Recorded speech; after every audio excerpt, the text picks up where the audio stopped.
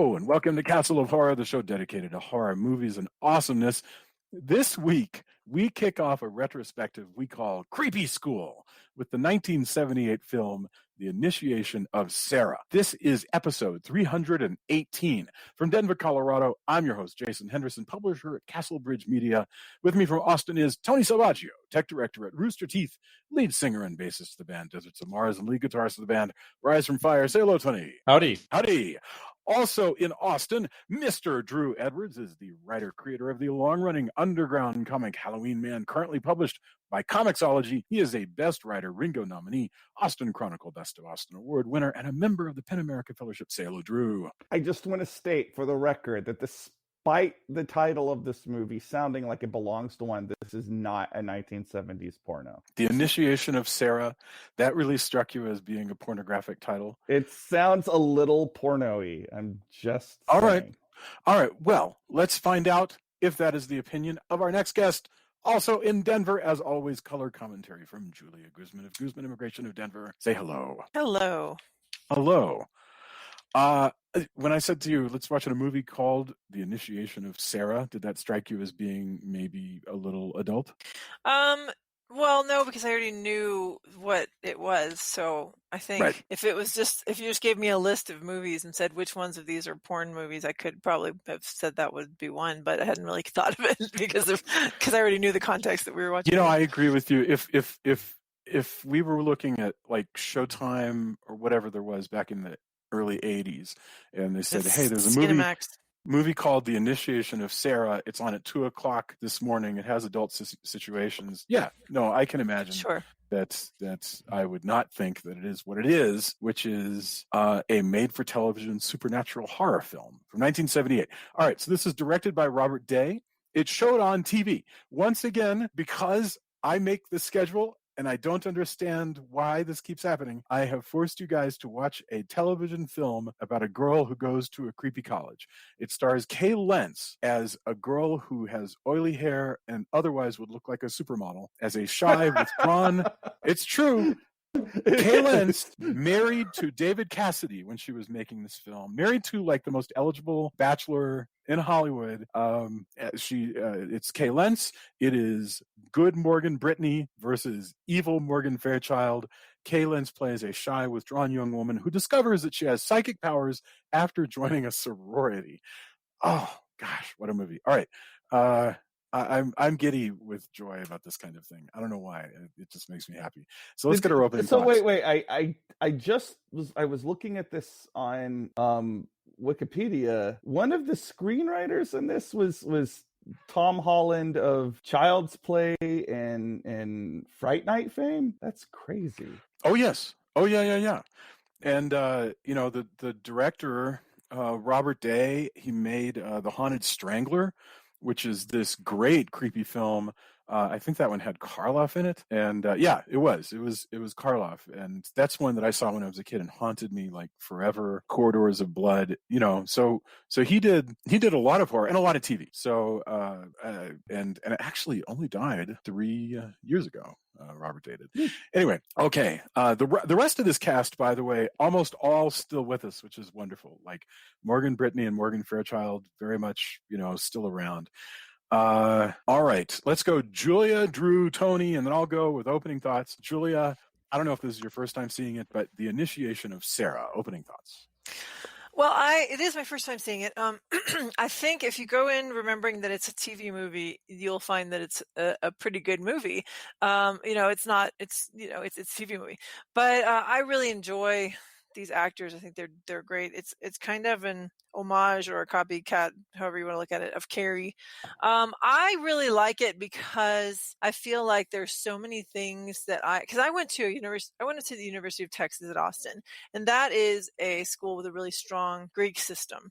I was not in the Greek system. However, my freshman year, I lived at a dorm where I was one of only two people in a small dorm, much like these houses that they live in. I was one of only two people in the dorm that were not in a sorority, that were not pledging a sorority. So I got completely, and it was because my mom was friends with all these country club tennis moms, and they recommended it. Right. They were like, oh, you should send your daughter to this place because, it's all, they don't like any boys and there's a really nice house mother, all this crap. Anyway, so I got to witness firsthand the whole pledge system as it is at UT. And so this was very enjoyable for me, kind of like flashback to remembering all that, and I'll definitely talk more about that as we go on.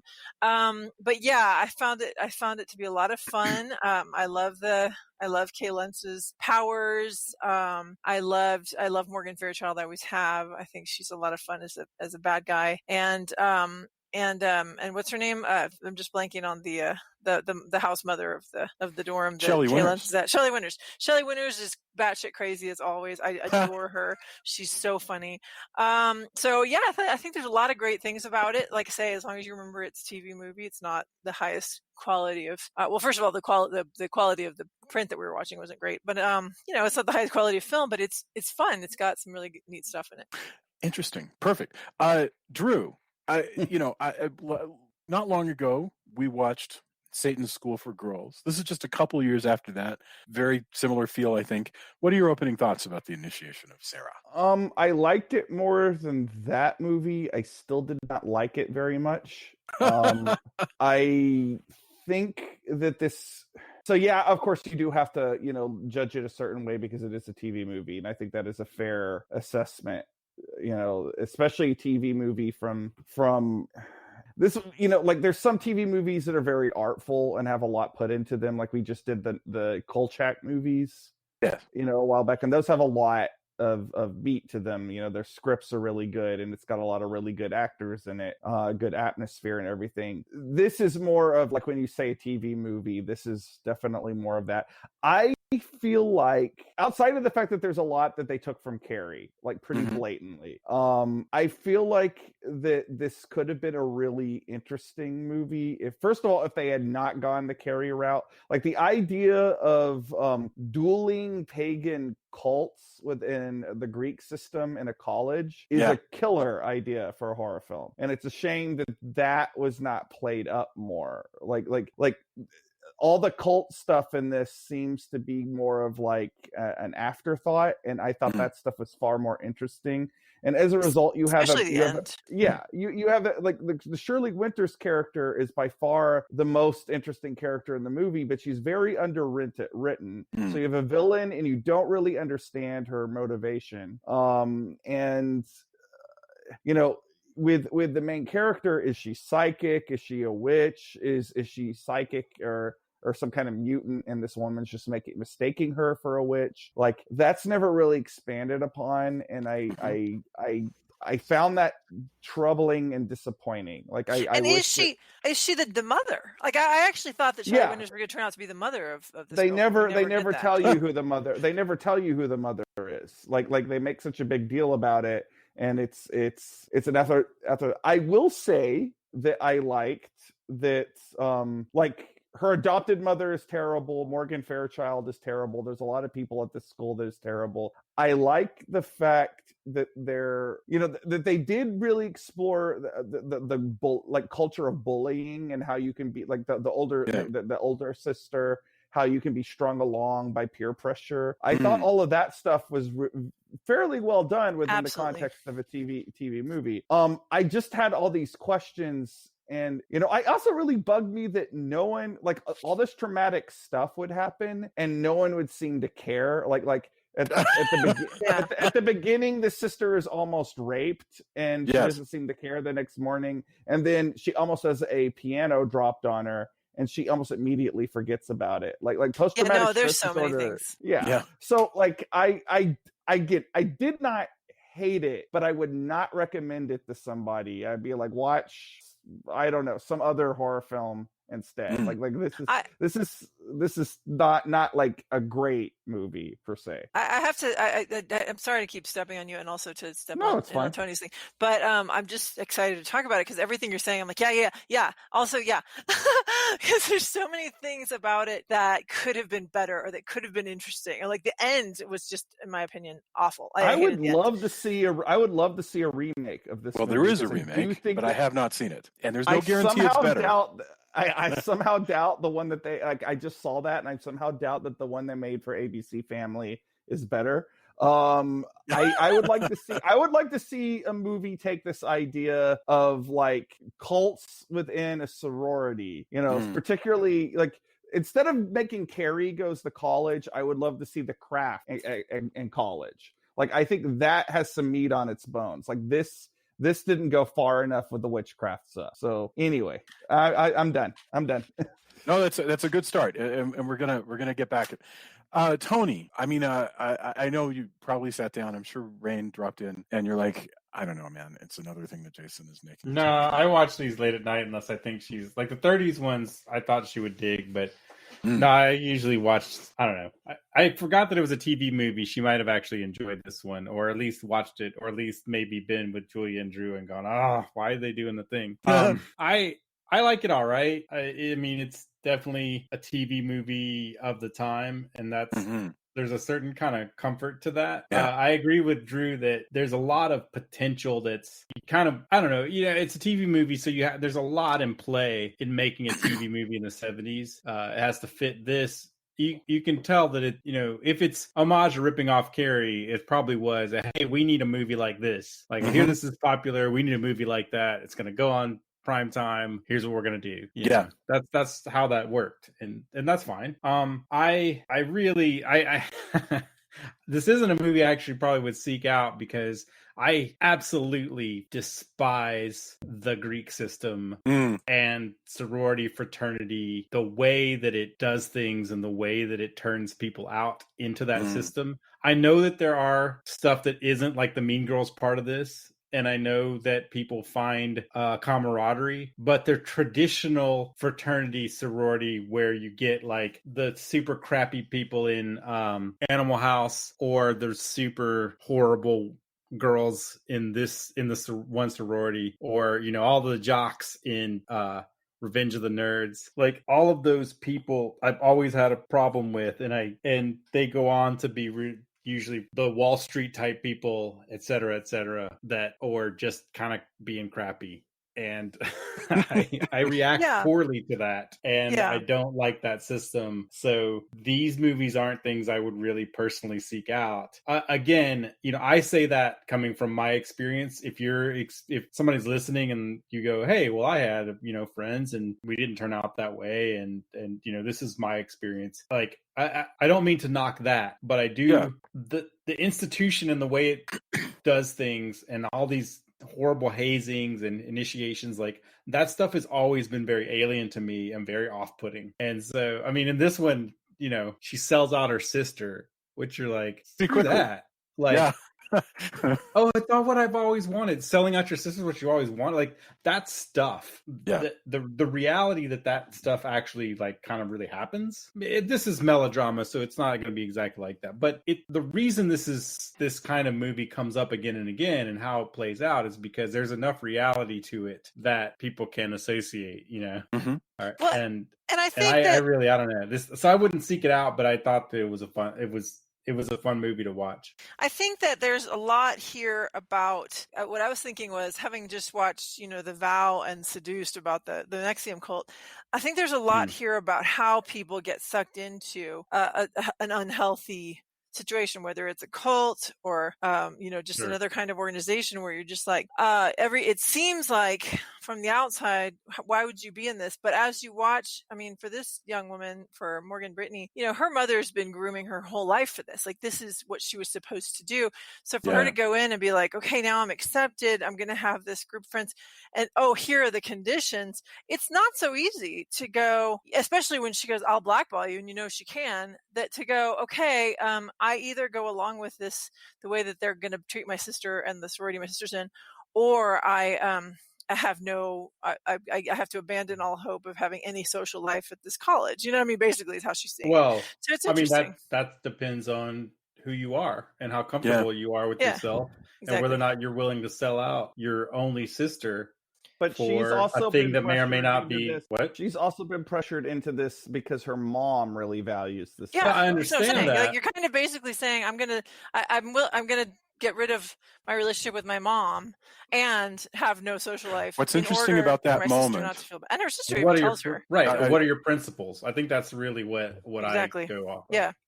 But I Well, think she does come around in the end. Sure. Like I think that, and I think honestly, like I wish that the sort of like horror of hazing and horror of Hell Week and all that stuff. I wish that had been, and I know that there's only so much you can do on in a TV movie, especially in this time period. But like, I think that there is a lot to what you're saying, and I think there's a lot to be explored there.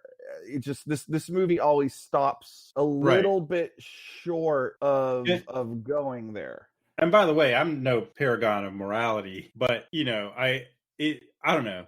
A lot of that stuff bugs me. Tony, because... watch out when I become a mummy. So we've already established when I become a mummy, you're all going down. But I am a paragon of no, I'm kidding.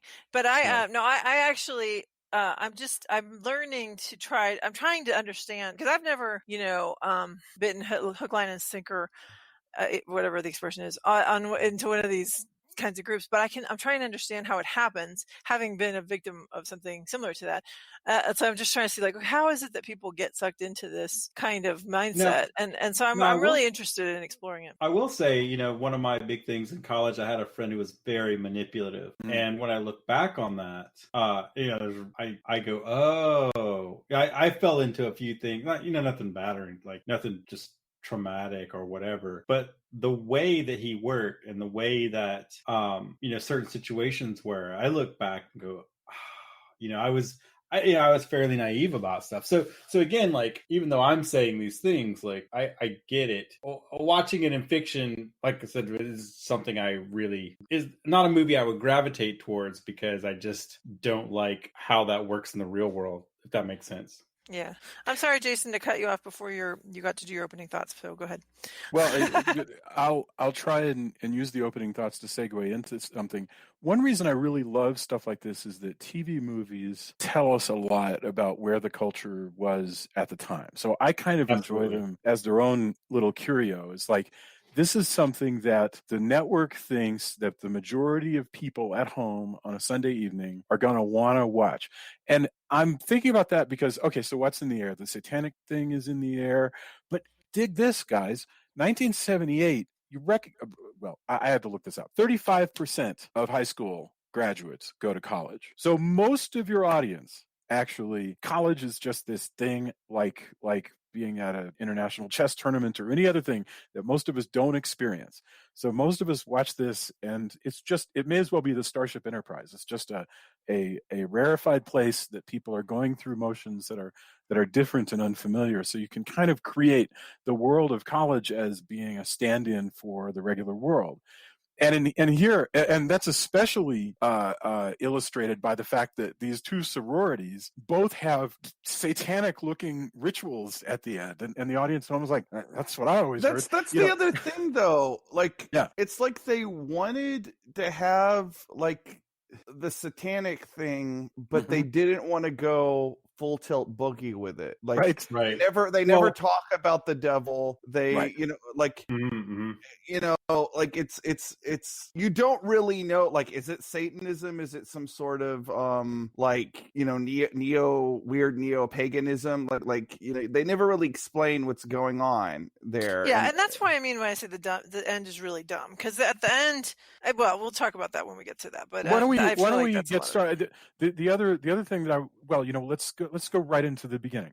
We open up and we see these two girls, and it's very important to remember, by the way, also, high school students. All right, these are all of these people who are all about 30 are all supposed to be about 18, mid-20s. They're mid-20s. Okay, well, whatever. I mean, Morgan Fairchild's 28, but I think she's probably the oldest one. Okay, and so they look like young lawyers, but they're supposed to be teenagers, which would tell you a lot, because if they look like kids, then maybe their preposterous behavior would kind of make more sense sometimes, I think.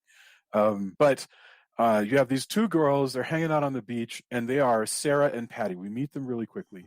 Patty, Morgan Brittany, is the pretty one. Sarah is the quote unquote plain one, which they again illustrate. If this movie had been made in the 80s, there would Yes. have been a scene of her like taking off her glasses and like shaking her hair around until it was like perfect, came out perfectly. Like this is like one of those John Hughes. Like this is the dumpy girl. Kay Lenz, the makeup they've put on her, all they've done is they've made her face oily and her hair limp, and then she wears bad clothes, and that's it. That's her whole. I'm a dowdy. I'm not the pretty one. And by the way, later when she starts dating her professor, suddenly she looks like the supermodel that Kay Lenz is. TA. He's not the professor. He's the Okay, TA. sorry. The actual man. Once she starts dating the adult man who's in a position of authority over her. By the way, can I say that John Lovett's character from SNL has ruined the name Morgan Fairchild? As far as every time you see it on screen, I just hear John Lovett's voice. Speaking of Morgan Fairchild's character, yes, she's named Jennifer Lawrence, and every time that happened, I had to laugh because I immediately went to the star of the Hunter Games. Yes. The Hunger Games. Well, and when we get to her, that she rules that school with such an iron grip that people all around the college, and presumably all around the city, probably talk about her as though she is like a senator or something. Like did you hear Jennifer Lawrence said this? Like that's so. I never knew a single college student who like. Well, and the mom is like, oh, even the mom knows it. Yeah, right. Well, anyway, no, but I think of Morgan Fairchild, I think of Friends because she played Chandler's mom. Right. Okay, so Julia, explain to us, and Drew brought it up really quickly. We have a pre-story sequence where so what I said to Jason was when we were watching this, they're at the beach and this hunky guy, comes up to Morgan Brittany and goes, hey, you're body surfing could use some work. Do you want me to help you? And she's like, okay. And then he immediately starts like pawing at her in the water, like basically trying to rape her in the ocean, which I don't think would have worked out too well anyway. And so she's screaming, and our Carrie just flicks him away with her mind. But right. I was like, this is why not all men doesn't matter, because we don't know which man you are. We don't know if you're that man. You know what I mean? Like we don't know if you're the guy who, as soon as you get us alone, even not that alone, but just a little bit alone, are gonna start like try to rape us. That's the problem. And so women go around all the time playing this game of, well, is he attractive enough, or am I lonely enough to go ahead and take the risk? Because that's always the assumption, is maybe you're that guy. And so it doesn't matter that I know that none of the three of you is that guy, because I personally know you. Some other woman who doesn't know you thinks you might be that guy. You know what I mean? Whenever you're in a place, like Jason said one time he was in a post like office. Was it a post office? I thought it was an ATM vestibule. Anyway, well, it was one of those ones you walk into like in the middle of the night. You can mail the point stuff. is that it was like the woman was in there, and I think he like said hi or something, and he could feel that she was afraid of him. And I'm like, yeah, you're a big guy, and she doesn't know anything about you. So that's what I said. I was like, that is the reason that so many women I think most women, if not all, are nervous when they're alone with a guy, even if it's a guy that they've put themselves in a situation with, because they didn't necessarily consent to that, Yeah, I mean, two of my friends just this past week had people creep on them, in a car. Hey, pull up to the car. One was creeping on her, and then decided to also be racist, which is, an awesome 1-2 punch. Mm-hmm. But yeah, I feel for, I've heard so many stories, and it made me go back and think of, I mean, I was oblivious for a long time because I just try to be like friendly, try to be a good person. And, but yeah, when you hear stories, you're like, oh yeah, holy crap. Mm-hmm. That's a real thing. To especially if somebody dismisses that, like, what's wrong with you? Somebody's telling you that something, they feel a certain way. Like, yeah, they who get you their to say- feelings hurt because they're like, I'm not like that. We're like, yeah, there's no way for us to take your word for the fact that you're not like that. So Right. yeah, so that's what I thought of. But anyway, so we get introduced to the fact that She's telekinetic. Kay is able to do she's telekinetic. And You know what? and You that know she's what would have playing made one. you know what would have made me like this movie, or maybe it's because I just got done watching a bunch of Friday the 13th movies. Mm-hmm. You know what would have made me like this movie 100% more is if she had just popped that guy's head like a zit right there. Like it was like Scanner, like But that would have scanning. made her be evil, and we don't want her to be Right. evil. We just want her to be evil. powerful. The guy's a rapist. It's all but he relative. doesn't. You don't give the death penalty on like in person when somebody tries to rape somebody. You know, it's like you have to give the punishment has to fit the crime. So it could Like I said, I have been watching a lot of Friday the 13th movies the last few Sure. days. So Anyway, so that's the beginning. They have that experience, and it's so I don't know. Maybe this happens to Morgan Brittany all the time. You know, she's supposed to be this shocker, beautiful woman. So maybe people are pawing her, and her sister flicks them across the yard all the time. And this is just yet another one. You know, we don't know. She'd have to be pretty. She'd have to be pretty oblivious not to realize that her there's something up with her sister if she's constantly Jean Greying people all over the place. I would make a good short film where like the one sister just oblivious that the other sister's just destroying these horrible people left and right. Well, you have to wonder if it hasn't been like a thing where she seems to be genuinely fond of her, so I don't think she's afraid of her. But you know that episode, Jason, what was it? Was it Night Gallery or Twilight Zone, or what is it where the kid is always like, everybody's afraid of him? It's a good Billy Mumi. That's Twilight Zone. Twilight Zone. What was that episode called? It's the cornfield. I think it's called It's a Good Life or something. It is like a good. that. Yeah, I mean, it was in the movie. If she was vindictive toward her sister, which obviously she is because she tries to drop a piano on her and then changes her mind, I guess. The sister has learned in life to not piss her off. That does remind me that I did see. I know this is a tangent, but I saw some meme that was like some girl spills our drink on Picard's, on its the front, and he goes, "Oh, it's fine." But then it said, it wasn't fine. She was never heard from again. And I just had this idea of Picard just beaming people into the galactic cornfield. That's awesome. And he could because he has a transporter. Exactly. Yes. I just started picturing that. And it was a pretty good meme as far as that goes. So really quickly we get, and by the way, the thing is, there are huge elements of, so you can see the writer is going, hey, let's bring in that bit from Carrie, but one thing Carrie never does, Carrie is not as nearly as well adjusted as painfully shy Sarah here, and Carrie doesn't go to college. So Carrie didn't get the chance to go to college because she was, she got burnt up because she met Nancy Allen, and Nancy Allen, who's very much the Morgan Fairchild kind of character, in that movie. So mom goes, hey, you girls are both going to college. I'm so excited. Well, she says, you have fun. Oh, by the way, you also have fun, because she clearly favors the one daughter who is her biological child, which, my God, this, she's only in 2 scenes, but this woman is terrible. Yes. It's true. It's a terrible character. It's very well drawn, I suppose, because you very quickly get the measure of what life has been with this woman, Well, you bring up that that Sarah is relatively well adjusted. And I think that's only because it seems like she has a pretty good relationship with her sister, because she's certainly not getting any familial love from the mom. Isn't that wild? It's not unheard of, by the way. I mean, she's an adoptive mom. She's not her birth mom. So that's why I was saying that she's the bio mom. I really thought was going to turn out to be Shelley Winters, and I think it might be. I really feel like she's not that we just don't get around to it. I think it's a dropped thread. She's so maternal toward her. Oh God. Yeah.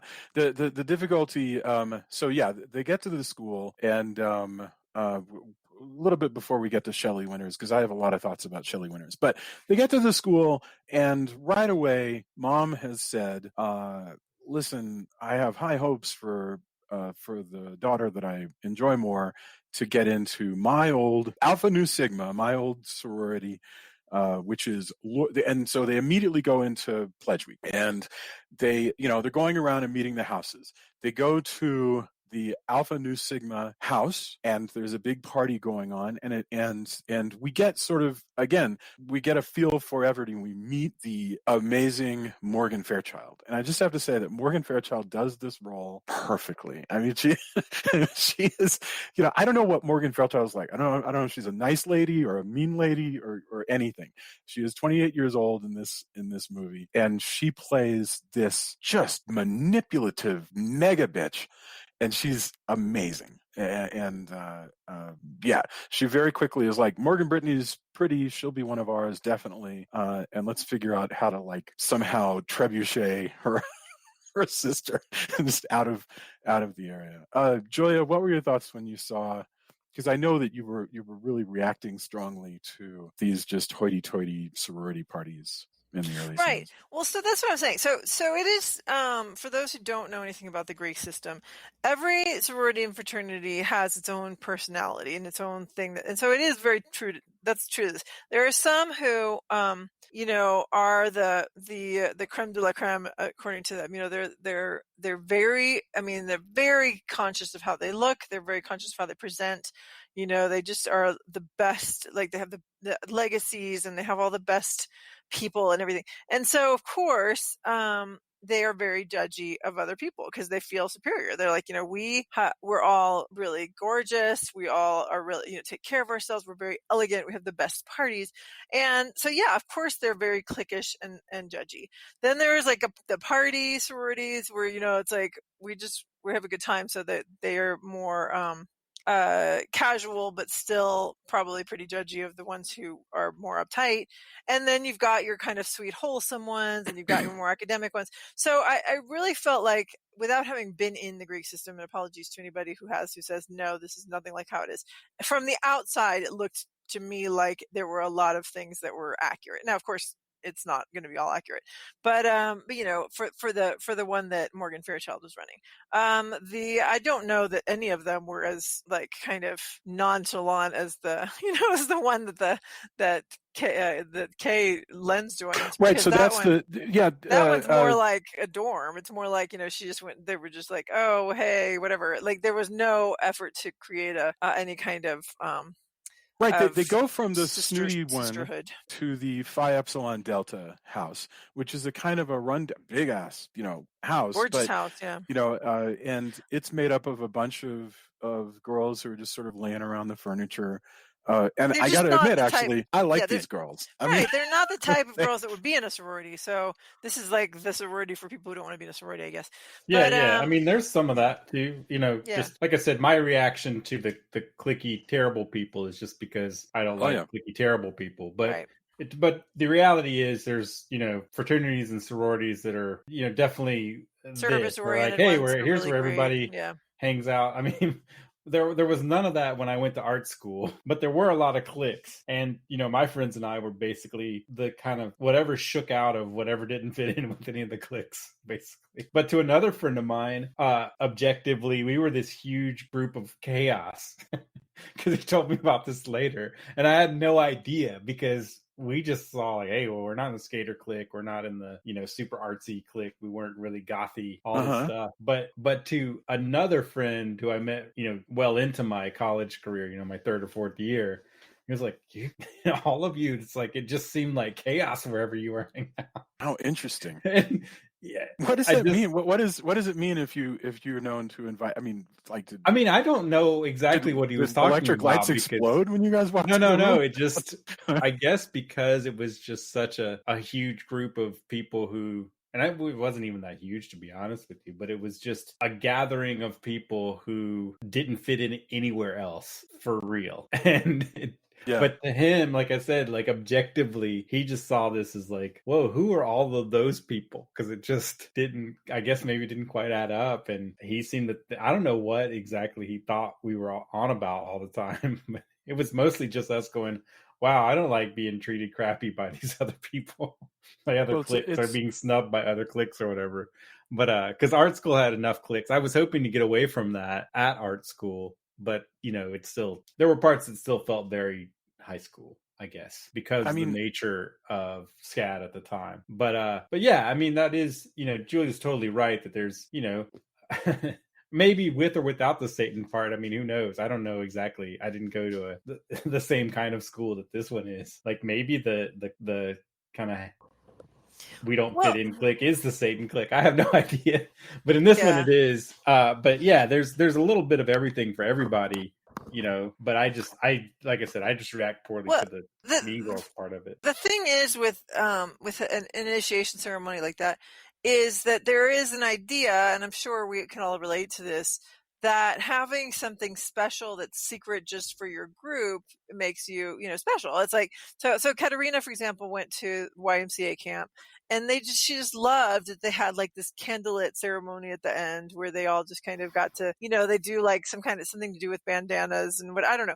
But the point is that they have special ceremonies, and that makes your group, it helps with bonding. It makes you just feel like, it kind of reach a deeper place with it. So all of these things can be really beautiful and special for any given group. And so it only becomes creepy when suddenly like Shelley Winters is pulling out daggers and blood and what, like animal blood, and suggesting that there's going to be a sacrifice for some reason that is completely unclear. I think she could have been a really dynamic villain if we only knew a little bit, like is she Sarah's real mother? What is sort of witchcraft is she practicing? Is it what does she want to do? What happened in the past? What happened in the past? Yeah, there's like so much, and it's not. The thing is like a horror movie can get away with that if it's played in a way that's like deliberately mysterious. But this all feels so much more slapdash than that. It's just like they didn't think to put in those details, and that really just what's more me. Likely, though, Drew. Honestly, truly, what's more likely is that somewhere out there's an outline that had all of this stuff, and then you cut and you cut and you cut, because they've only got 2 hours with commercials, so you've really only got like whatever's left, which is an hour and 10 minutes or something. You can expect that it's a TV movie. Well, sponsors won't like this, and that too. You can't have this because we need this to run on Sunday night, and our demographic says blah blah blah Sunday night. I think what you're saying is valid, but due to the nature of TV movies, I think that, and I could be totally wrong. There may be this, nope, that's everything that was in the script. We just, this is the way it went. But you have a different set of sensibilities than the horror movie that you're describing that you wanted to see. Yeah. I think what you're getting is exactly what 1978 we need something that's like Carrie, we want it to be at a college gets you. And not to say that it, there's sophisticated bits, but you're going to get something more like this and not as much of what you actually wanted. But I don't know, I think it's given just the time frame and exactly plot. What's going on, I think this is time. This is what you get, Tony, you were mentioning but before we get up, because I want to talk about that really important scene by the pool. But Tony, you were talking about the music cues in a 1970s film. What were your thoughts there? Oh, well, the one, so there's kind of two ways, and sometimes they're intertwined, but the way that you tell it's a TV movie is if you get a hard scene cut, and right before the scene cut, if you really wanted to make an homage or a parody of this kind of 70s to mid 80s TV movie, you have to have the score like ramp up and swell. It even usually overtakes the dialogue. It's like, dun, dun, dun, dun, dun, dun, dun. And then you either fade to black and cut it. If you get a DVD, usually it's cut to black, and that's where the commercials would go. This one didn't cut to black and fade up, fade back, and just kind of cut. But you can tell where all the commercials are. If you watch this movie, you know exactly where every commercial hit. Yes. because every time the score does a certain swell, and it's so of a time, and it feels, if you experience this at a time when you didn't get a choice, you either saw this movie that night or you may have never seen it again if it never showed again. There's a certain nostalgia to that, to the way that works, and how they were going to lead you out to a commercial, and where they were going to make those cuts for commercials. Because you also have a sensibility where you have to end your scene. It's like a play. Like, the scene has to end here because we're going to cut to a commercial. So how you pace the times between commercials is important as well. Right, they're acts. It's broken up into acts that have definite endings. You don't get to have this long form, let's make this a certain way. You're tied to the format as well, especially during this time period. So I think that is both an interesting framework that people had to work in, and some movies were more artful about it. It depends. But I think that I'm fascinated by that. But if anybody needed to make or wanted to make something that fit this, I would hope that they would also, you got to ape that score. It's going to not feel genuine. Yeah, and that feel of drama reaching this climax at the end of every act, and it'll be broken up in an hour-long show. It's however many, and this 2-hour show, so that you'll end, and even the characters will probably pause and stare an extra special long time while you go to commercial, because that's just that art. By the way, this is the stuff I love. Those elements of the art. Yeah. Also, you might have, if you have like 5 or 6 commercial breaks or maybe more, depending on the type of movie you have, you might also, each one of those up until the last one might be, you have 5 or 6 cliffhangers, technically. Yes. Because the idea is, hey, you commercials are the lull. You have to make it so that people don't turn the channel between commercials. That's your goal. So you want people to watch all the commercials because that's your sponsors and that's how you make money. And then you want people like, I have to find out what happened. I can't turn away between commercials, to the point where you don't even want to miss like turning to another channel and turning back, right? Like that's what nobody wants you to do that. So you have these mini cliffhangers throughout. Again, depending on what kind of movie it is, cop drama, somebody gets hit by a car, or there's a shot rings out, etc. And then so you can't even imagine turning the channel. And that's what they're trying to hook you with. You have time to go refill your drink, run to the bathroom, get back. Hopefully. To find out. Right. Yeah. But before we get to the moment at the pool where everything really ramps up, we do meet the Sorority of Nerds, which is so awesome, and like we mentioned, and they're among them. I just wanted to bring a moment. Yes, there's Shelley Winters, who is I guess we'll talk about her in a second, but we also meet a girl named Mouse, who is immediately attracted to our character Sarah, and I mean that in a deliberate sense. I think if this movie had been made now, they would definitely date. Yeah, it's a sweet, in the middle of this is this sweet gay story that just kind of never goes anywhere exactly, because it's the late 1970s. But and you don't have to interpret it that way. They are immediately like just kindred spirits. Tisa Farrow is this actress. She's the star of Zombie 2. And it was so funny because I was looking at her, I was like, she has this Mia Farrow thing going, and Jason's like, oh my gosh, her name is Tisa Farrow. She's Mia Farrow's sister. That's right. She's like, Mia awesome. Farrow's sister and the aunt to Ronan Farrow. But and she starred in Lucio Fulci's Zombie 2. And or was it no, it was called, I get confused about that, Zombie 2, which was a sequel to Dawn of the Dead of sorts. It doesn't matter anyway. That is a heck of a film. But here she plays this, she's called Mouse, and she is a mouse. She's the sweet musician, and she wants Sarah to come stay at the house because she just senses that she'll fit right in, which is totally true. The only one who doesn't really fit in to this great, very casual house is Shelley Winters, who plays Miss Hunter. And as Drew mentions, they drop plot point hints left and right every time Shelley Winters is on the screen. Shelley Winters herself, I just want to say her performance isn't my favorite, and the reason why is Shelley Winters often appears to just literally be making her lines up on the spot. The first scene, it's funny, the first scene they introduce her in, she offers Sarah sherry, and she herself, I wonder if she was a little bit tipsy while filming. Very possible. For sure.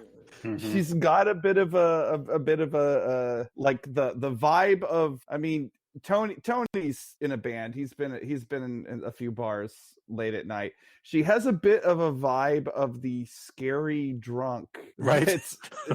They're going to probably have to kick out. I'm noting that in her performance. I'm kind of with you. There's a slightly this could go either way in this scene vibe to most of her performances. Yes. And it works pretty well in the movie, but I do kind of wonder what you're talking about. Not to malign anyone, but stuff happens on set. But right. It does. There is that energy. I totally know where you're coming from, and I noted that while I was watching as well. She is the most fun character in this movie. Like I say that she seems tipsy, and but I still enjoy watching her because they've like made her up in like this like Victorian schoolmarm outfit, and like she's a weird combination of a whole bunch of tropes.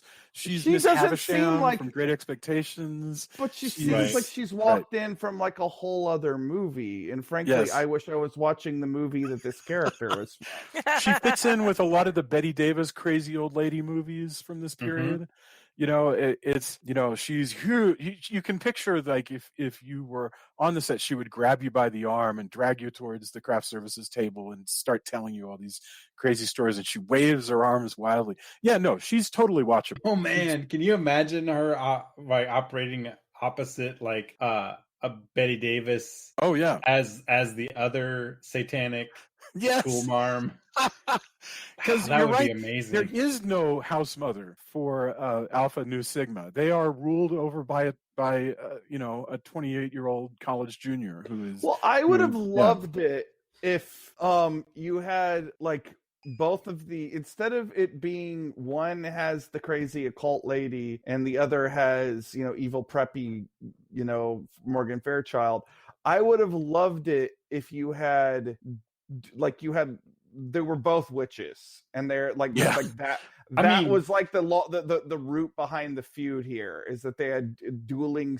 It was like the Raven, the Roger Corman Raven, where they were rival occultists. That's a great idea. Yeah, I mean, you could write it. That would make an excellent series. Is a Greek society at a college where everyone, there's warlocks and witches all. Well, that sounds like Conjure Wife, but in sorority systems, which is a great idea. Right. Like and I'm sure the listeners probably going, I don't they've know. done that. Yeah. I'm sure. I don't know if that would appeal to me immediately because, again, like my own, how I view things. But it would be fascinating. You could do something really, really cool with that, I think. Oh, for sure. Like there's a CW show for you if ever there was one. Yes. Yeah, we should write up that bitch tonight. Yeah, just get the all the shark strikes again. Satanic gossip instead of Bette Davis, I would also accept Angela Lansbury as a dueling, satanic house mom. Yes, yeah. It is funny, actually, come to think of it, the fact that Alpha Nu Sigma doesn't have a house mother, but whatever. Anyway, it probably does. It's just that she's afraid of Morgan Fairchild, so she's. Or how about this? How about this? Morgan Fairchild is the house mother. She's kept unnaturally young by drinking the blood of virgins. And, I mean, that would also work. Like, and apologies to everyone while we're rewriting. Lady at the end. Yes. Yeah. Apologies to everyone while we're rewriting everything, but I would watch that. Yes. Well, no, and I love the idea that she's the portrait of Dorian Gray, that she's whatever's keeping her young gets reversed, and then she shows her true age at the end when she gets. Look.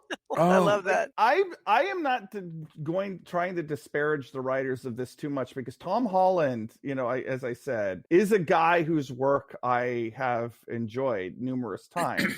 like he wasn't the director and he wasn't the producer, so I'm not going to say that all these choices were his. Like Jason's probably right. They probably cut a lot of stuff, but the fact that we are able to pick this movie apart and say, you know what, you could beef up and make this movie awesome, shows that there is a good horror movie in the bones of this, if nothing else. Yeah. To be honest with you, though, I don't even think in the bones. I think there's a lot.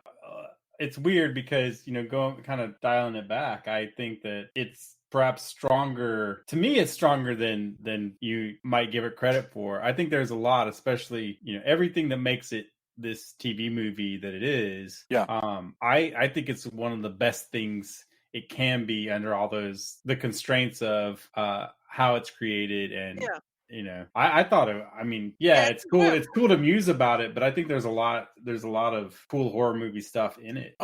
Like I say, I very much enjoy this. I mean, I would have been happy with a sequel, but and I think it's neat too. They do try a lot of cool stuff. So while as hopefully we're not jumping too far forward, but as you have the actual satanic ritual where Mouse is going to be in danger because, even though she seems to be a value part of the sorority, she's seen as so weak that she's worth sacrificing. Jesus also Christ. Because she's naive. I can't believe. Yeah, we can talk about we can skip ahead. I do want to get to the pool scene because it's wild. Sure, but you mirror that though with the other, because tons of fraternities and sororities have these kind of robe rituals. Sure. Or some people are in robes, some people are naked, whatever. It's time and time again revisited in both comedy and drama. Yes. And so to mirror that with the actual sort of secret, is it cat's eyes? Is it, everybody's in robe, to mirror a pseudo pagan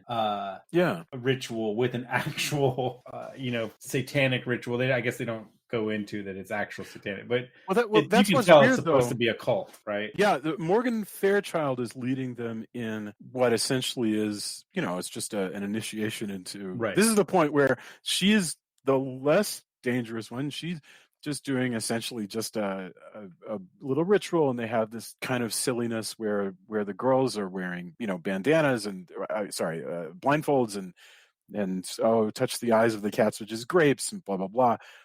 And meanwhile, across campus, Shelley Winters is like, okay, this is my ritual table. You guys are wearing robes, and here's a dagger, and by the way, here's a pentagram, and she's like. And what's odd is they also say that Shelley Winters has been doing her Miss Havisham thing up there in the top of the building, in the top of the house, not going anywhere, and she hasn't done any of these rituals for like 20 years. And Sarah, as she becomes a kind of a leader to these girls, a lot of times more by telling than showing. I mean, she doesn't do that much leadery stuff, but they make a big deal in the dialogue that Sarah's becoming a leader of the girls. That has inspired Shelley Winters to do the rituals, right? For the first time in a long time. But I mean, I guess we are jumping ahead. I just found. There's a lot of cool stuff, like the cutting back and forth between the rituals. Oh, totally. Was really good. But, let's not forget there's the pool scene. There's also the let's trick this character. Yeah, the not Carrie exactly scene. Like Carrie, but totally. What I mentioned about the pool is actually a big pond, I guess. This campus is Julia. You said it's Caltech, right? Yes, Caltech. Mm-hmm. And so it's very modern, with these swooping concrete bridges, and it's mixed because they don't have. We were reading about the fact that they actually don't have dorms or sororities and fraternities. They have this house system. So the houses are probably really beautiful, historic-looking houses, and then they do have these super modern buildings.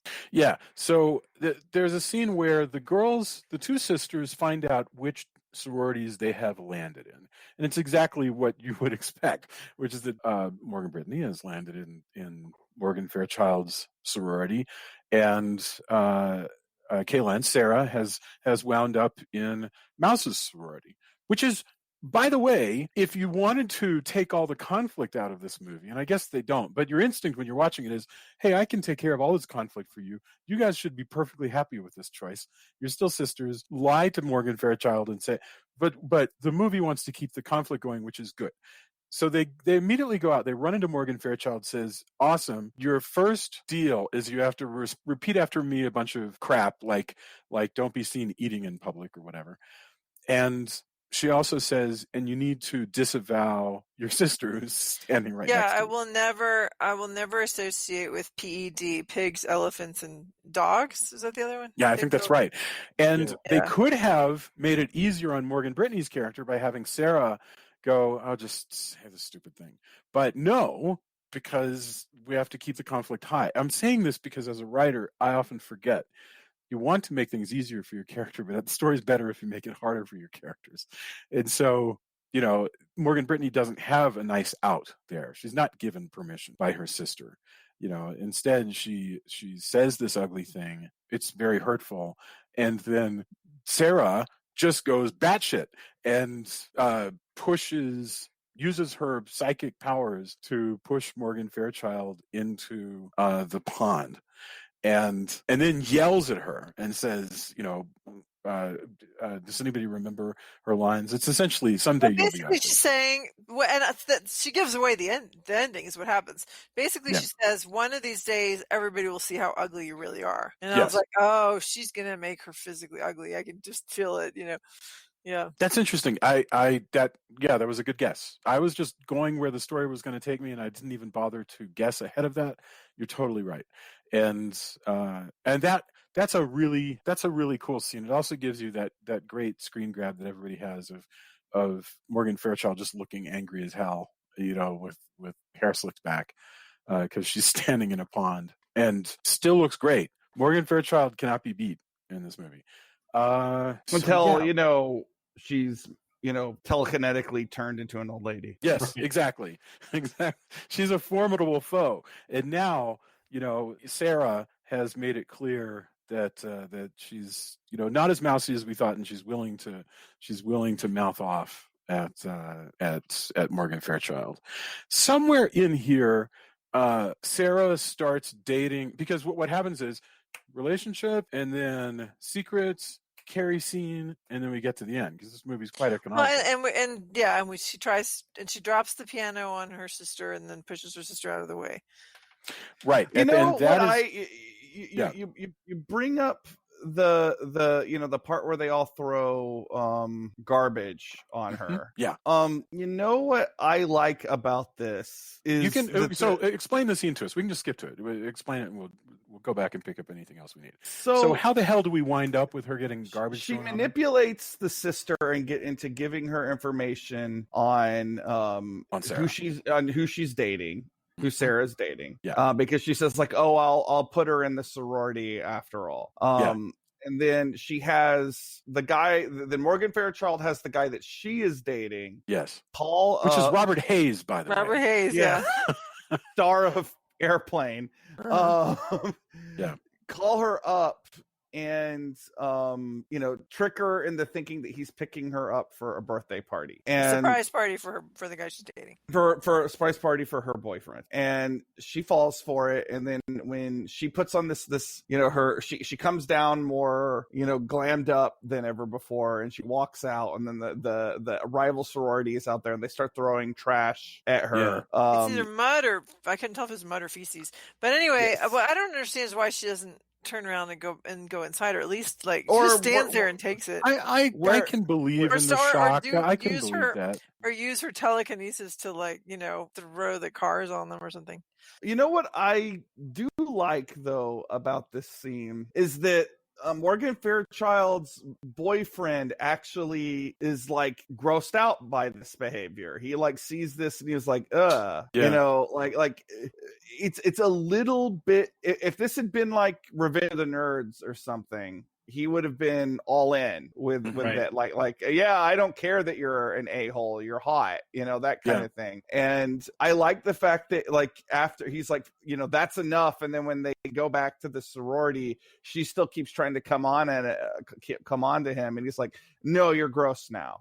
You know, Right. like I don't know what the Right. hell I just saw, and I Yeah. just thought that was a little bit of humanism. Yeah. Like it made this guy seem a little bit more realistic than again. I think just a couple of years later, if you were doing a college movie, like all the college movies that came out after Animal House, like I think this guy would have been a caricature. So I do, credit where credit's due. I thought that was nice. That's a really, really good point. Yeah. And again, that's Robert Hayes. He's the star of Airplane and a bunch of other stuff, and I don't know how old he is here. This is the first time I've ever seen Robert Hayes played as the hunky dude, because he's always more like the, lovable man next door, reliable officer, like in Airplane, actually. And so here he's playing who was the boyfriend in Carrie who gets put up to doing stuff? Was it William Catt? I'm trying to remember who was this role in Carrie, because this is the stuff that is sort of lifted from Carrie. Is I'm going to enlist your help in Yes, William manipulating. Catt. Yeah, William okay. Catt. Star of Greatest American Hero. So yes, they pelt poor Sarah with garbage and mud or whatever the hell it is, and she's so in shock that she stands there, and then she goes back in, and Shelley Winters sort of sponges her off, and then they decide. It's weird. I mean, I was like, why don't you just stick her in the shower? Super But then I weird. realized that the reason they didn't stick her in the shower is because they're going to have a shower scene right after Yeah, that. forgot all about the shower scene. Who wants to explain because that's right away. They're sitting there. Shelley Winters is sponging her off, says, make a shower scene go really bad across town. Julia, do you want to just to explain that? Because it is kind of wild. It's just that she's just basically Shelley Winters is obsessed with the other sorority, and she's like, you should make them suffer. You should make what's Morgan Fairchild's character's name? Jennifer. You should make Jennifer suffer. You should imagine that she's being stung with scorpions. And it just so happens that right at that moment, she's getting into the shower and Morgan Brittany is talking to her. And so for whatever reason that I totally didn't get, Morgan Brittany falls into the shower with her. Again, when you're talking about whether this is a porn movie, the name is like a porn movie name. There's so many scenes that could have been porn movie scenes. But anyway, she like falls in there, and right then, Shelley Winters is telling her, imagine that the scorpions are stinging her, and that's she starts making the water scalding hot, and her sister's in there, and I don't know if I guess she doesn't feel that her sister is also being affected, but anyway, she doesn't scald them. She just burns them a little bit. Yeah, this isn't like Halloween 2. Go ahead, Tony. That's part of the thing is and it's part of what makes her turn. It's part of the twist at the end as well. The idea is that she can't see what's going on. She's just enacting revenge. Yeah. So she doesn't know, and that's why she kind of goes, "Oh, wow, maybe these powers are a bit much if I also accidentally hurt my sister," because she doesn't know she hurt her sister until somebody says so. Yeah. The whole point is she's a pawn of the house mom, and he's going, "Hey, clearly get revenge." But she does control it because she says they just got a little bit, or their skin just got a little bit pink, but you knew that already. And she goes, yeah. So she did on purpose not scald them. Drew is right. A lot of this is super vague. Right. I mean,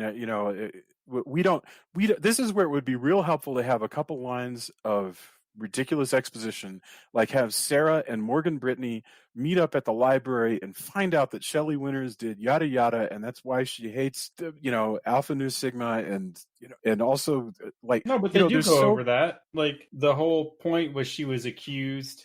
Oh right, she had to leave. Like they go all that's. I don't know. All that was pretty clear to me. I guess you're right. I watched it and yet I still. So I don't know. Like it was. I still felt like I didn't quite understand why she hates Alpha Nu Sigma so much. Well, I mean, they were her fall from grace, and yeah, I guess so. Yeah, I mean, okay. Well, then I take back what I said. She couldn't come back until recently. There was a whole scandal and So, are you saying that? Forgive my stupidity. Are you saying that the idea is that Alpha Nu Sigma had such a place of authority over the Greek system at this school that they're responsible for her blackball? But there was a whole scandal. There was a whole this happened in the news and blah blah blah. Yeah, all of that. They go over all of that. I don't know. Then how come it didn't? No, Like, I guess you're right. Somehow it just didn't gel with me. What the hell was going on with Shelley Winter's backstory? You're right. You're totally right. Because they do give us a lot. So I guess what I'm saying is it didn't work for me, and I needed like twice as much. I don't know. well, or it could be. I mean, who knows? It depends on how you're watching it. If you're distracted, etc. There's all kinds of different things.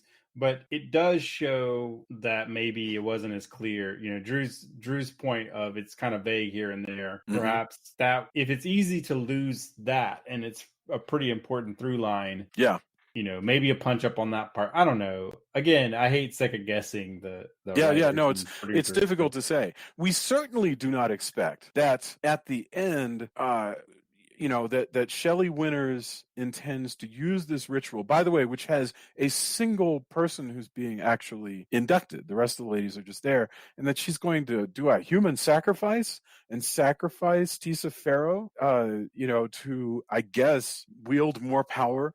And again, by the way, in that whole scene at the end, this is a big climax, jumping back and forth, like you said, and they're inside this maze, by the way, that's outside the house, which is cool. It's cool. They got their own maze, but they're there. I lost the thread of how I was going to explain this, but ultimately, she is way.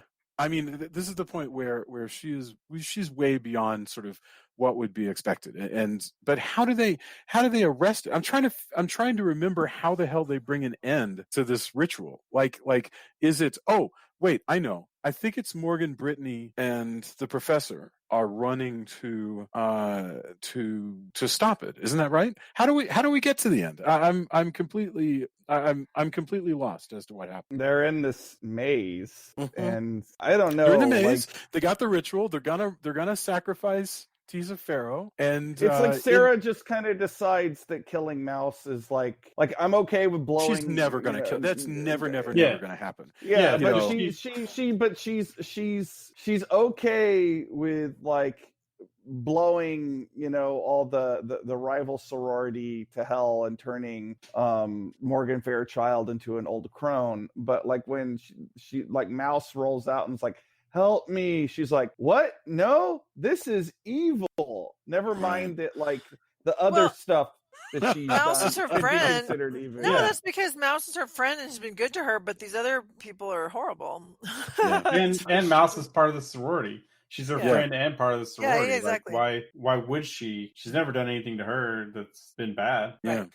So she decides that there's no way that basically she and Shelley Winters, if I understand correctly, she needs to kind of sacrifice herself, Sarah does, so that Shelley Winters will be permanently put down. And so while everybody else manages to escape the fire destroys both Shelley Winters and Sarah. And poor. So that's just like in Carrie, Carrie is wiped out in the climax. Sarah Goodwin is wiped out. And so, and then we cut to a denouement, and thank God there's a denouement. I hate movies where there's like no ending, but we cut to afterwards, and Morgan Brittany is walking around the house, and, she has a nice exchange with Tisa Farrow, who says, you can stay here if you like, which is kind of cool.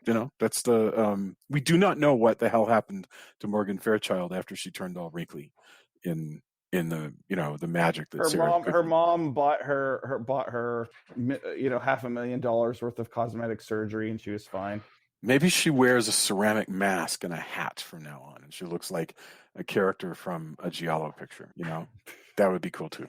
But well, she's just in time to start her own, to make a comeback of her own sorority, and the rivalry continues. So now, she's the new house mother crone who has even more of a beef against PED. And yeah, that's true.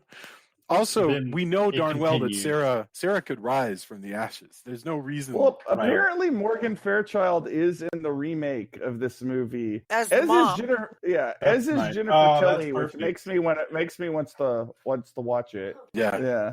Like suddenly I'm a lot more interested in the remake than I was at the start of this recording. Yeah, she plays the mom of the the Morgan Brittany's mom character. That's Wow, pretty that sounds good. cool. I will say, like, She's- if you're gonna do it, that's genius. Yes. Heads up, I'm totally applauding that casting decision because that's perfect. Although I would have rather seen her honestly as the crazy house mother. I mean that would be cool too. I mean, that would be, I guess, maybe a more bold choice. But if you're gonna, that would be wrong. No, I think that he's right. Tony's right that she's is perfect for her to be the mom. Yeah, that's pretty good. It also would have made it a straight up sequel, really, honestly. Where a sequel / remake where the same stuff is happening again, which is a lot of the crap that they did with Carrie. So yes, we've got to watch that thing. I wonder if we have it on VOD. So that's the end of the initiation of Sarah, which actually we found a lot of stuff to talk about in this. Is there anything before we get to final thoughts? Is there anything that we left out that we should go back and comment on? It's Carrie in college. I'm sort of amazed that we got as much as we did out of this movie. Well, I'll say my usual Jason thing, which is that I like this movie, even if it were terrible. I like it just for being just a period piece. I just really enjoy that kind of stuff. In a perfect world, when you ask that, is there anything that we've missed? The music would go ba-da-da-da-da-da-da, and just end, and then we would, in like 2 seconds later, we would start answering that question. Yes, right. There. I don't know how you fade out in a podcast, but yeah. So you just don't cut out all the awkward silences. Yes, right. That's how that works.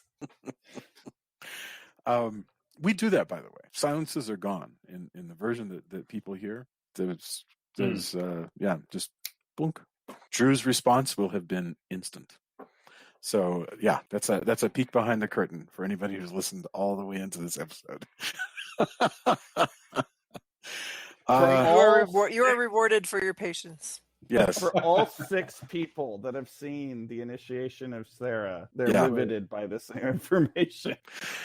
Yeah, it's so funny. We've got another creepy school next week, by the way.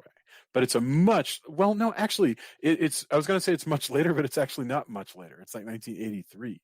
So it's actually only, what is that, like 5 years later. So it'll be fun to see, like, what does an 83 creepy school story look like? But it's a theatrical film, so that's a slightly different concept. Okay. So I thought of something. I thought of something that I have to bring up. I would be remiss if you decide to watch this movie and you decide to watch it on YouTube. Yes, you will see a lot of overlapping ads for some reason. For some reason, there's ads for Bosley, like burned into the movie, like running along the bottom of the screen. Yes. So Jamie watched about half of this movie with me before giving up. But she did call the number. It still works. So for those of you who are follically challenged, Bosley still got your back, and I just find that fascinating that number still works. So tell them initiation of Sarah sent you. Yes. Wouldn't that be amazing? Like, we're getting these calls if people are watching initiation of Sarah. That would be. I think that would be amazing. Why would men? You get a discount if you get a discount if you tell them Sarah sent you. I don't understand. Why would men who are looking who are possibly a customer of Bosley hair restoration, why would you try to reach them through a 1978 late night TV sorority movie? Yeah. Okay. Like Jason, you buy ads and then you've answered your own question. Yeah. Like the age group. Yeah. Think about the age of all the men that are on this podcast, which is middle aged. Yep. And think about who the target audience for an ad for a hair loss product is, and you've answered your own question. To be honest with you, I have no when idea it's shown as well. Yeah. Because you buy ad time for certain slots, and some slots are more affordable than others. So to get the most coverage, and especially if it's on the cable show, channel that's more likely to show a 70s TV movie. right? The celebrity who was associated with Bosley, depending on your poison, was Christopher Knight of Brady Bunch or Joey Fatone. So, and sometimes both. So, yeah. So yes. Let's get our final thoughts, and they are Julia, Drew, Tony, and then I'll go. So, Julia, final thoughts on the initiation of Sarah. Yeah, like I said, that there's some fun things about it. I thought that it was really interesting to think about, kind of where, like, where you would fall in terms of the morality of the fitting in and not fitting in into these different kinds of groups. But yeah, I feel like the whole Shelley Winters story could have gone such a different way and could have been so much more interesting. If they had developed it more, and especially the end where suddenly she's sacrificing somebody. Why? Like, we just never get a feel for why that is, and why it would be somebody from her own flock. And I mean, all of that just really kind of ruined it for me a little bit at the end. But yeah, I really think it's an interesting story, especially for a TV movie, and kind of fun to look at the fashions of the time and all that kind of thing. Gosh, yes, the bell bottoms and just everything. Yep. Yeah. So yeah, I think it was an enjoyable watch for me. Cool, thank you, Drew. Mr. Drew, what are your thoughts? Your mileage may vary with 70s fashion. I always try like. As I say, and I hate to be the curmudgeon about this, but as I often say when we're reviewing movies from this time period, that I find the 70s to be a profoundly ugly time period. But I fall basically where I started. I thought the discussion was more fun than the movie itself. I think there is a lot here. I would be interested in seeing someone kind of take some of the ideas in this movie to a longer, deeper, darker path. I think that this movie has some interesting ideas in it. Even if the movie itself to me was kind of middling at best. Like I did like it better than Satan's School for Girls though. So hey, there we go. That's progress, right? Excellent. Thank you. And I'm glad that you liked it better than Satan's School for Girls. I think we're on the right path here. I think a big part of that though is while Satan's Schools for Girls did not deliver on its title, this movie in fact did have an initiation with someone named Sarah. There you go. Wow, I love it. Tony, okay, 1978, the initiation of Sarah. I mean, I like it good enough. Right. Like I said, it wouldn't be one I would pick initially, unless I was just flipping through and clicked on it. But I liked it. It's got a great cast, solid TV movie cast and beyond. Lots of familiar faces. It is older people, way older than college, playing these college kids, and that's always kind of interesting and fun. When you're talking about 70s fashion, though, I always remember there's a series on it was way back in the day on the Something Awful website called SWAT or Fashion SWAT, and they lampoon all these 70s fashions, and it's amazing. If I ever go back, I go back periodically when I need a laugh, because it's those Fashion SWAT things. They took like 70s clothing catalogs and lampooned them. It was pretty good.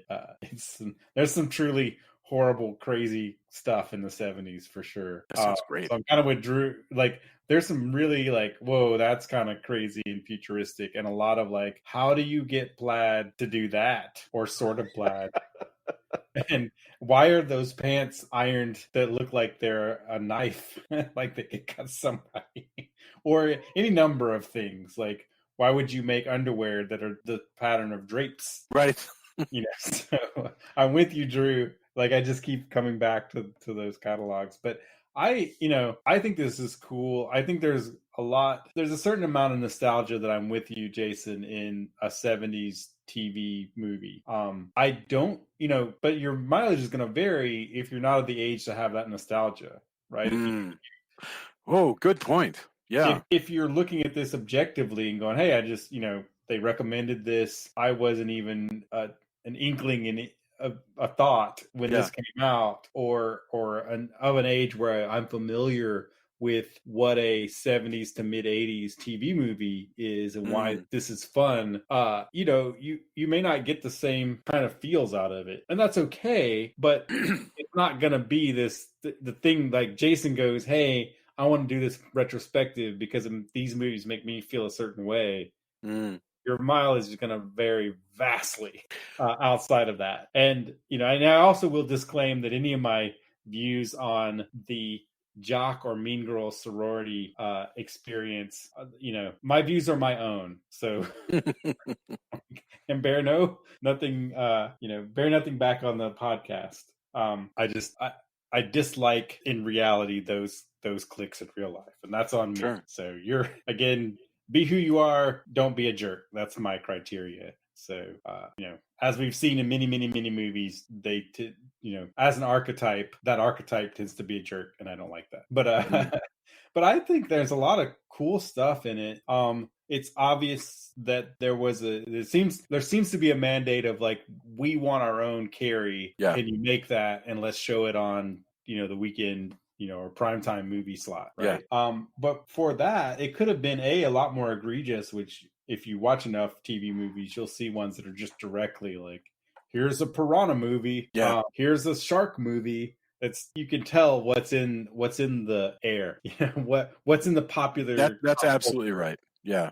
And I think that this is different enough that taking that, moving it out of high school into a college setting, how all that plays out, how our main character, how Sarah is kind of more aware of her powers and the dynamic between her and her sister, giving her an actual family as opposed to just a religious zealot mom like in Carrie. There's enough different stuff that there's meat there that is interesting, but it's still a, hey, we need a Carrie.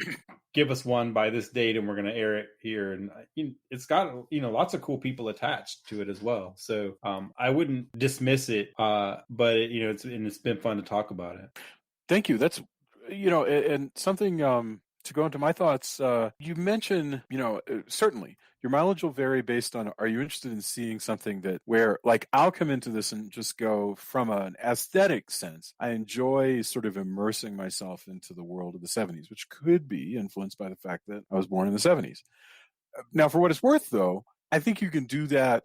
I just sort of love I do it with the 60s as well and the 50s. I know Drew does it with the 40s. So it's possible that you could just kind of enjoy that. But I know that for me, there's an extra amount of Generation X kind of just enjoyment of the texture of the 1970s that I did. Well, I think I certainly think that if I were just a few years older, because like my older brother, who's a little closer to you in age, does like all the 70s fashion and everything. I think because I was born in the late 70s, and therefore I my first memories are really more of the 80s. I tend to gravitate to that. And that's all just where your nostalgia goggles are fastened. It's not it's not a right. Yeah. It's purely opinion. When I say that I don't like the look of this era, and there's certainly a lot of movies from this time period that I do like. Like I love Jaws. I like the Kolchak movies we just did. And again, ritualistically, every November, my family watched the Salem's Lot TV movie. Oh yeah. Yes, and that's about as noisy. That thing, and it gives you an idea, by the way, of how good a TV, in that case, miniseries can be when you look at Salem's Lot. My God, yeah. Okay, so and I have no more thoughts. I think you guys did a wonderful job with that. We should get endorsements. Which is to say, whatever that you guys have been reading or watching that is not a 1970s made-for-TV film. So that's a rule for myself. Otherwise, I would endorse yet another one. So same order: Julia, Drew, Tony, and then I'll go. Julia, I think I know. what is your endorsement for this week? Oh gosh, I really enjoyed binge watching The Queen's Gambit. It was such a good. I was sucked in immediately from the Netflix teaser, and I was just like, "This looks fantastic." And then I watched the whole thing in like 2 days. Great Netflix original show about a young woman who goes from being an orphan to becoming like a world champion chess player. And it's not based on any one person. It's kind of a combination of, Bobby Fischer and this Cuban woman who was an amazing chess champion and all these different people. But it's really riveting. You never would think that a story about chess could be so riveting, but it's the time period it's in is the 60s. She's a really great character. She dresses phenomenally, and she's just got like a very interesting people in her life. And yeah, it's awesome. I really enjoyed it. Wow, thank you very much. Yeah, no, I watched a lot of it because of you, and I agree with you completely. It was really riveting. Mr. Drew, what do you got for us? Oh man, I wish I had something as cool or sophisticated to say, but I have continued my I've just been really into Teenage Mutant Ninja Turtles this last week. I don't know why, but I started with I mentioned this last week. I watched the 2012 CG animated Nickelodeon cartoon. I'm like almost to the end of season 2 of that. They do an episode that's the whole episode is a homage to Big Trouble in Little China, and it's amazing. And I really think they have like the best version of Splinter that they like he's a little younger and a little bit more mercurial.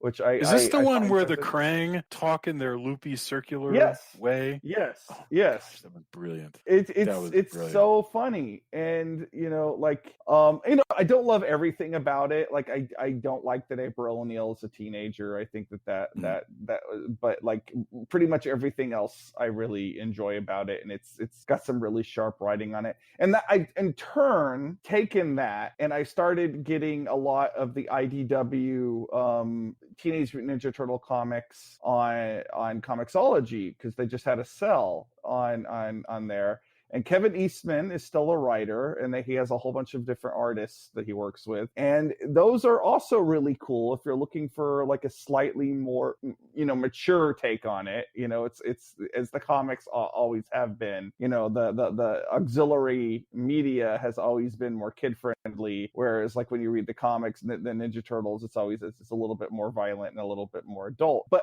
anything Ninja Turtles, like the one thing about it that I always say, I love that this is a popular franchise that's mainstream. It gives me hope for what I do, because if you were to go to let's say Ninja Turtles never hit big, and you were to go to somebody and go, okay, so this is the plot of this thing I'm about to watch. It's about 4 mutated turtles who are trained to be ninjas by a mutated rat, and they're obsessed with pizza, and they're all named after Renaissance painters. I think someone would go, that is the weirdest thing and the dumbest thing that I have ever heard. And I love that something that is so batshit crazy can be a gigantic franchise. Yeah, that's true. It just shows to me that people are more willing to accept weirdness than we give them credit for. So I love it. But yeah, my endorsement is both the 2012 Ninja Turtles animated series, which is all on Hulu, and IDW Ninja Turtles comics on Comixology. And when you're done reading my comics, which you should always read first, you should go read some Ninja Turtles comics. That's wonderful. Thank you very much. And yeah, the amazing thing to me about the Turtles, by the way, because I remember reading it in the 80s, the amazing thing to me was that they managed to make a fortune off of it on children's television. That was the part that nobody could have predicted, because I mean, it was so freaking weird, but it was like a groovy black and white indie comic, So the idea that they like took it to the bank, I just thought, good for those guys. I think they've always benefited from the fact that the character designs are interesting, because I remember the first time seeing the action figures, and I saw the action figures before I saw the comic or the cartoon, and I remember thinking that they didn't look like Marvel or DC characters. They had a very distinct, different vibe to them, and I think that's probably key to their to them enduring. Also a catchy theme song. Oh yeah, that doesn't hurt. I wasn't just old enough that I liked the comics and was disappointed at how Kitty the cartoon was. Yeah. I think it's exactly the cartoon that it should have been, but I was a little disappointed myself, because my younger brother and sister really liked it, all of my nieces and nephews. But when you've got this, kind of Frank Miller Daredevil-esque comic, and then with, granted some crazy characters, and the show was exactly the show it should have been, and, really push the franchise. And it's also kind of cool to have, cool creators, make money off of their creation. So I don't want to knock anybody, but I personally at the time was a little disappointed because I wanted the more the grittier one. Even though I'm not, I don't need it to be grimdark, but I liked the comic a lot, and I wasn't able to get a hold of them until the reprints, the color reprints, because by the time I wanted to get the black and white ones, they were really expensive. I think did they ever get reprinted? Yeah, I think the cartoon that I'm talking about walks a good line between the original cartoon and the original comics. Like I think that they found the right. I agree. Flavor of Ninja Turtle, if you can say that. Well, the initial one, I was really excited there was going to be a Ninja Turtle cartoon, and after the first few episodes I kind of looked at it and went, this is cool that this is popular, but it's not the thing I wanted. Right. And I think that's to me that's always fine. I didn't go, oh, this sucks, but I was like, oh man, I kind of wish I think it's cool that my younger brother is into Ninja Turtles. That's pretty awesome. Sure. But it didn't again, though. The theme song was really catchy. By the way, the IDW also, I need to point out that Sophie Campbell does a lot of the stuff on the IDW Ninja Turtles, and she's super talented. I remember her comic, The Abandoned, when I started, Jason and I were doing SciCon for Tokyo Pop, and I always thought it was a shame that she didn't get more issues of The Abandoned, but she had a lot of cool. I really love her style, and the fact that she was always a fan of Ninja Turtles, and then turned that into working through a lot of Ninja Turtle stuff. So Sophie Campbell has been really cool for a long time, and I just think that her doing Ninja Turtles is really rad. Kind of polarizing sometimes because not everybody I think was enjoying her style at one point, but I always liked it, and I think she's super cool. Has a lot of just her indie comics are great, and then her stepping up and doing anytime you can, hey, I really love this thing, let me work in that, because if you always loved that stuff, it'd be like, Drew, if you got to do a Friday the 13th thing and you kept doing it, how rad is that, right? So indeed, I really, really, knowing her for her work for this long, and kind of knowing her through, a lot of the forums and stuff that we were all in, like working for Tokyo Pop. It's really cool to see somebody take something that they like and make it their own. I think that's really awesome. Now, Tom Waltz, I know, wrote and may still co-write Teenage Mutant Ninja Turtles. He's an editor at IDW, but he's also been just a long-running writer of Turtles. But I know that Campbell is as well, so I don't know how that gets divided up at all. On the wiki, Sophie started on 101 as the sole lead writer. I see. Okay, but I love that we went from talking to about a very sophisticated chess television show to Teenage Mutant Ninja Turtles. This is the duality of Castle of Horror. Yeah, yes. That's my world. I can talk about something that's highbrow, high level, and also why limit yourself? Yeah. Here's the thing I've been doing when I haven't been watching. I was watching Queen's Gambit, and it's done really well. there's some motifs in there, especially there's a motif of playing chess. She's playing chess in her mind, is projected onto the ceiling, and how that is mirrored and displayed. The effects team and whoever came up with how that works and how we see it and the variety of it, seeing it from different angles. Whatever person or team, I'm not sure. I haven't done the research. Huge MVP moment for that alone, because it really ties things together. It could have come off really cheesy, but it's done extremely well. Like, whether you're seeing how it all plays out or you're seeing how it's viewed from like the top and you see only parts of the pieces in there. It's super great. But going from highbrow to lowbrow, I'm playing the new Yakuza game on PS4, and I'm playing this game, and right now I currently, you want to talk about lowbrow, one of my characters is equipped with a giant Hitachi magic wand, beating up bad guys. So there you go. But I love that about that game, is because it's it can be a very serious, crime drama. And then at the drop of a hat, you're doing all these crazy mini games, like trying not to fall asleep in a theater, that's showing something called Robo Chef, which is, a RoboCop as a chef, and it's supposed to be all these repertory screenings, all these vintage, movies that don't have CG and all. But I love that. That's what I love about those Yakuza games is, you have the serious crime drama, but it doesn't take itself seriously. And there's a lot of just ridiculousness. And I love absurdity. So Drew, don't feel like we have gone from that, but I love not limiting. You can have a highbrow thing and then go watch trashy, cheesy goodness. God knows.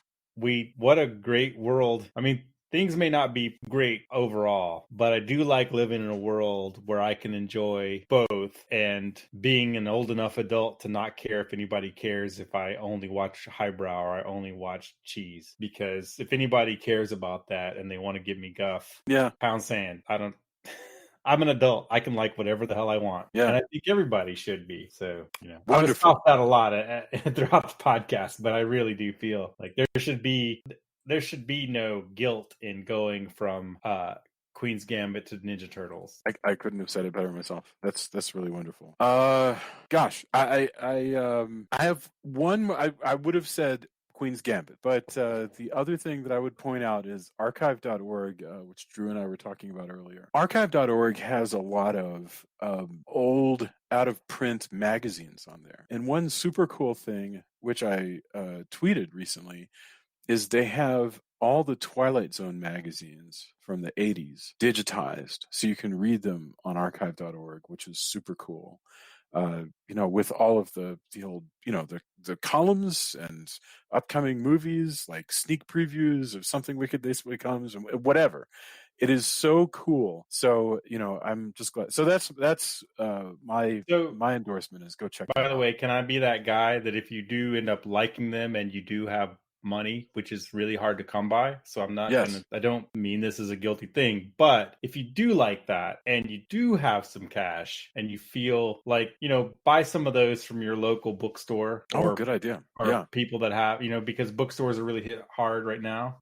If you can, I've lately been trying to find, I'm not perfect at this, I still use Prime, but I have been trying to go around Amazon where I can. Like there's some, culinary stuff that I like, and I went to the company. They're sold on Amazon, but I just, I bought it from the company who sells, okonomiyaki flour and, okonomiyaki sauce and stuff like that, because they have a website. And I just felt like right now more companies do that. So again, I don't mean to preach, but being an artist, being a writer, archive.org is great, because it there's tons of stuff you can't find anywhere else. It doesn't exist.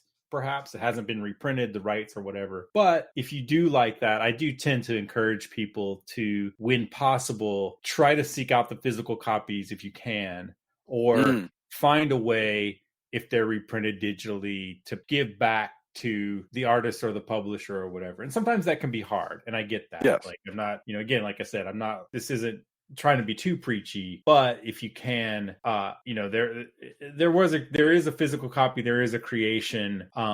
There were people behind those stories who sold them, etc. I just like to give back where I can. I'm not perfect, and I understand that money is hard to come by these days. It can be really, really, really tough.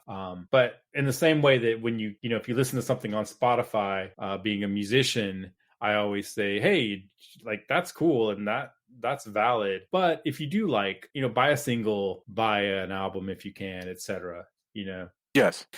Wonderful. All right. That brings us to the end of our really wide-ranging discussion of the initiation of Sarah. And I cannot wait. As we discovered, is not in fact a porno movie to all of our disappointment. Although it could have become one pretty easily. Yes. Well, we're all going to write alternate versions of this, and you can write the porny one, Julia, if that's what's interesting to you. I'm not you can really post much it of on, AO3. They've got room for all of this. What do they call the porn fanfic? What's the word? Slash. Yeah. Slash if it's gay. Yeah. Well, no, that's what this one. It doesn't have to be gay to be slash. But this one would Why definitely. do I know that? This one would definitely have at least some gay storylines in it. For sure. Anyway, Yeah. I don't write that, so I mean, somebody else can take it. Hey, 50 Shades of Grey started as fanfic, so Julia, I don't know. Go. Yeah, go for it. I will be the first in line to read your initiation of Sarah erotica. That sounds. Oh, geez, no way, Jason. Fabo. I would have never thought. Anyway. So, all right. Next week it will be The House in Sorority Row with Eileen Davidson, which is a hell of a movie, and I can't wait. As a former Days of Our Lives fan, I'm excited to watch anything with Eileen. Well, you know what's funny is that Morgan Fairchild was also on Days of Our Lives. Actually, no. Yes, very recently. She played yet another Devereaux. Yes. Oh, really? Oh, well, I don't watch it anymore. I mean, we don't watch it anymore, so who knows? I'm just saying. Yeah, I watched it in the 80s and 90s, but I haven't watched it. Yeah, Morgan Fairchild. Let's see. She was on Days of Our Lives. I've got it real quick. She played a character called Angelica Devereaux for 17 episodes in 2017, and she was so she's a Devereaux, so she's a good guy, most likely. No.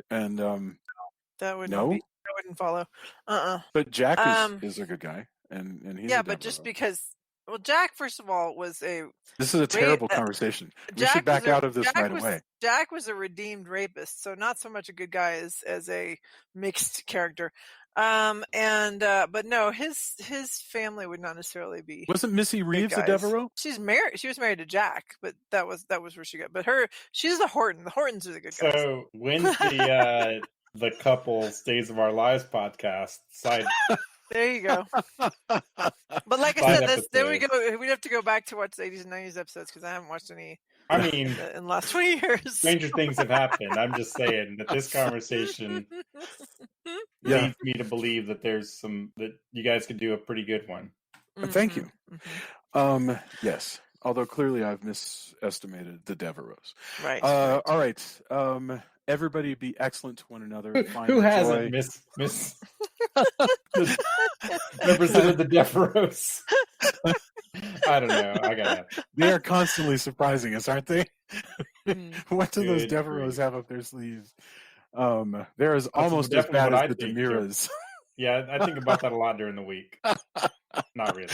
Oh my God. Years ago, Julia got this audio letter from a friend of ours, and she said, oh, let's see this is back in the day when you would do this. You would actually send a cassette to a friend of yours, and it would be you talking.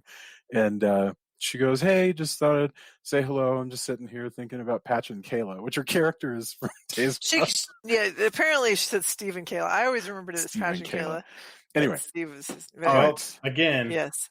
As we make our closing goodbyes, sounds like you guys have a new offshoot podcast. All right. Be excellent to one another. Find joy where you can. And we will see you next week with Eileen Davidson. Adios. Bye, guys. Night. Night. Night.